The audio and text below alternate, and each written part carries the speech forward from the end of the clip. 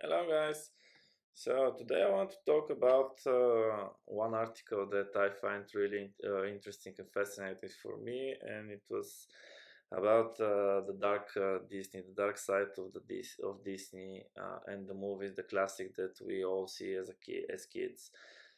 A couple of days ago, I stumbled upon one article that was really, mm, let's say, shocking for me because I haven't thought about the original stories behind our favorite classics, and the title was somehow somehow fascinating and strange for me because it was the dark Disney the real and the horrifying stories behind our favorite classics. And there are 10 different movies, Disney productions that we all see them as kids were mentioned in that article, and it quite frankly it was very interesting for me to learn to read it. So I want to share. We all know Cinderella. We all know The Little Mermaid.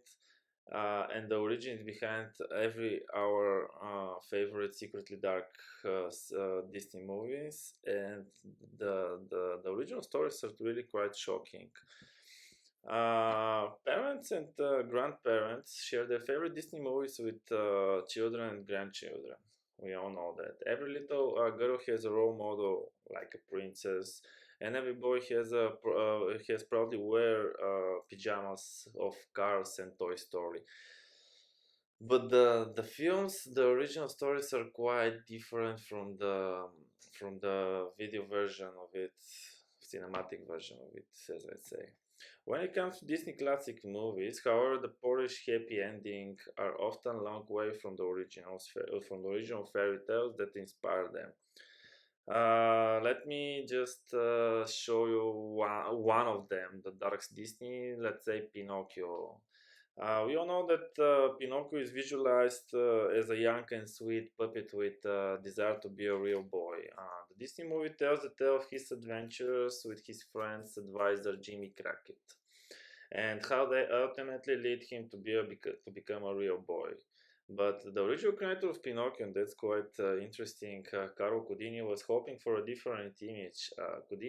Collodi created the characters for a serial stories in Italian newspaper with the goal of shocking the kids with the consequences of being bad. Collodi's Pinocchio was cruel and mischievous. His Jimmy Cricket was only referred to as talking cricket, not Jimmy Cricket. And when the cricket tried to give Pinocchio some good advice, the puppet boy killed him with a mallet. That was really shocking. But Pinocchio is constantly tortured in a different ways through the whole story, all punishment for bad behaviors. Collodi initially ended the tale with Pinocchio's death, but because of the outcry from fans, Collodi was forced to continue the storytelling and not finish with the hanging of Pinocchio. So he decides Pinocchio life would be spared in exchange for even more gruesome punishments from that point forward. Quite frankly, that story, I remember that I was reading Pinocchio and I was amazed. And was believing that everything is possible in life, even for a wooden doll to become a true man, a true boy, as I may say. And when you hear those kinds of stories behind your favorite classic Disney, it's quite terrifying. But somehow the Sleepy Beauty is really more interesting. You know, the Sleeping Beauty is a classic tale of princess dressed and the prince who came gallantly to her rescue. But the original 17th century Italian tale has similar beginnings. The princess named Talia pricked her finger on a spindle and was set into the deep sleep, fulfilling an earlier prophecy. The rest of Talia's story is too gruesome to be a children's tale.